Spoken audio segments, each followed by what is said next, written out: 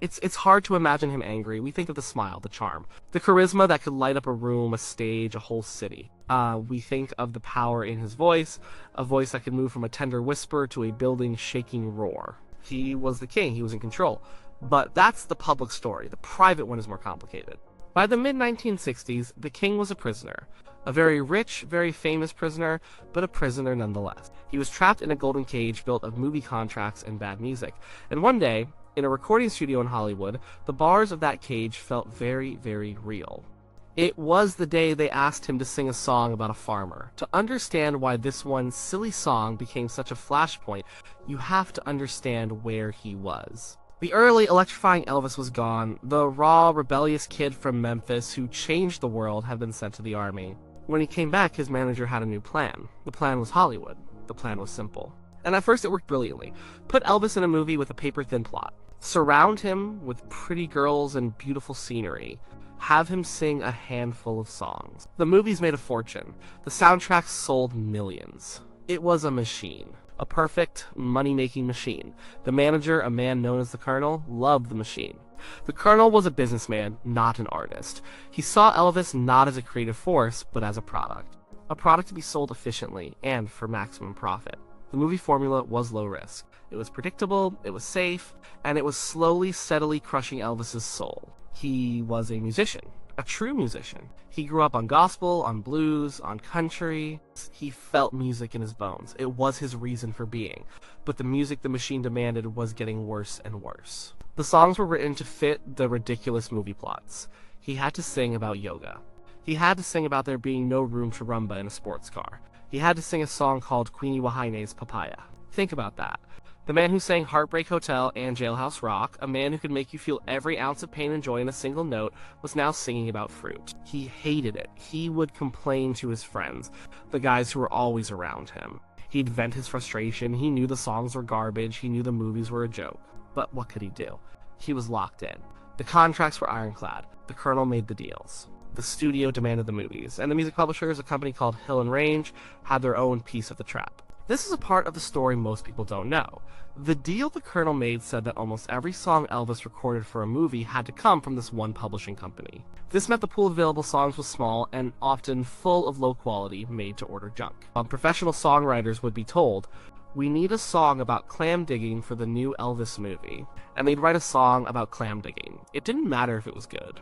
It only mattered that it fit the scene and came from the right publisher. Elvis was powerless. He had no say in the movies he made. He had almost no say in the songs he sang. He was the highest-paid entertainer in the world, and he had less creative freedom than a kid playing a guitar in a garage. So he'd show up, he'd do the work, he'd go to the studio often late at night because he was a night owl. The session musicians, some of the best in the business, would be there waiting. They respected him.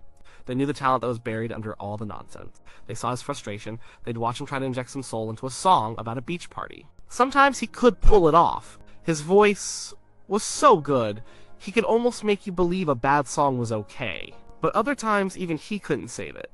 Which brings us to that day in 1967. The movie was called Double Trouble. It was another one of the forgettable travelogue comedies he was forced to make. The recording session was for the soundtrack. He was already in a bad mood. Tired of the formula. Tired of the junk. The session players were there, the producer was there, the guys from the publishing company were there making sure he sang their songs. The sheet music was passed out. Elvis looked at his copy. He read the title. He read the lyrics. And he just stared. He couldn't believe it. After all the terrible songs, all the silly, meaningless fluff he had been forced to record, they had finally hit rock bottom. This wasn't just a bad song. This was a nursery rhyme. A song for toddlers. A song you teach a 3-year-old. It was about a farmer and all the animals on his farm. It even had the part where you're supposed to make the animal sounds. He looked up from the music sheet. He looked at the faces in the control room. He was looking for someone, anyone, to admit this was a joke, a prank. But they were all serious. This was the song. This was what they expected him, Elvis Presley, to sing. Something inside him snapped. He threw the sheet music down. He stood up. His voice, usually so calm and polite in the studio, was full of anger. He told them what he thought of the song. He used words you wouldn't hear on the radio. He made it clear that this was an insult. He was an artist. He had his pride. He was not going to stand there and sing about cows and pigs, and he turned and walked out. He stormed out of the studio and left everyone standing there in stunned silence. The king had just walked off the job. This never happened. Elvis was a professional. No matter how much he hated a song, he always eventually did his job. But this was a line he would not cross. The studio was in a panic. The producers called the colonel. The music publishers were furious. The clock was ticking. Every minute the studio sat empty, it cost money. The entire production schedule was at risk because Elvis refused to sing a children's song. He went back to his mansion in Beverly Hills. His friends, his inner circle, saw him fuming. This wasn't just about one song anymore. It was about everything. It was about the years of bad movies. The loss of respect, the feeling of being a puppet whose strings were being pulled by men in suits who only cared about money. He had sold his soul, and for what? To be humiliated, to be asked to sing a song so childish it was beneath any serious performer. But the machine was bigger than his anger. The pressure started to build. The phone calls came. The colonel, from his office, applied his particular brand of persuasion. It wasn't a shouting match. It was a calm, cold reminder of the situation, the contracts, the obligations. The money that everyone, including Elvis and his family, depended on. If he didn't do the song, he would be in breach of contract. The studio could sue him. The whole Hollywood house of cards could come tumbling down. He was trapped. He could fight, but he would lose. Fighting the system meant fighting the colonel, fighting the studio, fighting the publishers. It meant risking everything. He had people who depended on him. His family, his father, his friends who were on his payroll. Their livelihoods were on the line. And so, with a heavy heart and a sense of defeat, he went back. He walked back into that same studio. The atmosphere was tense. No one knew what to say. He didn't apologize. He just picked up the headphones, stood in front of the microphone, and signaled that he was ready. He did the song. He sang the words about the farmer. He sang the chorus with its simple, repetitive letters. But if you listen to the recording, you can hear it. You can hear the contempt in his voice. There's no joy, there's no power, there's no Elvis. It's the sound of a man just going through the motions. He puts a little bit of a rock and roll sneer into it, almost as if he's mocking the song as he sings it. He's technically singing the notes, but his spirit isn't there. It's the performance of a man who has surrendered. He did it in as few takes as possible. When it was over, he was done. He didn't hang around. Or he just left. He had done his job. The machine had won, but the story doesn't end there. That moment of humiliation became a turning point. It was the lowest point of his career, the moment he truly understood the depth of the hole he was in. And it lit a fire in him. He knew he couldn't go on like this. He had to get out. He had to remind the world, and himself, who he really was.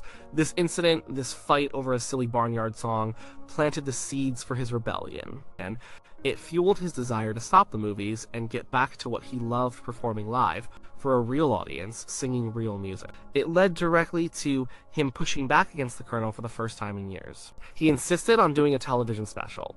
The colonel wanted it to be a cozy, family-friendly Christmas show. Elvis, remembering the humiliation of the farm song, put his foot down. He wanted to do a show that was raw. That was real. He wanted to wear black leather and sing the blues. He wanted to sweat and snarl and remind everyone of the danger he once represented. He wanted to reclaim his crown. The result was the 1968 comeback special. It was one of the most electrifying performances in music history. It was a man breaking out of his cage on live television. He was brilliant. He was powerful. He was reborn. And it's possible that none of it would have happened with such urgency and passion if he hadn't been pushed to the absolute brink. It's ironic. A terrible, forgettable song from a terrible, forgettable movie became one of the most important moments of his career. It was the insult that woke him up. It was the humiliation that forced him to fight for his own artistic soul. The king had to be brought to his knees and forced to sing a nursery rhyme before he could stand up and be the king again. The song he detested, the song that almost broke him but instead saved him, was Old MacDonald Had a Farm.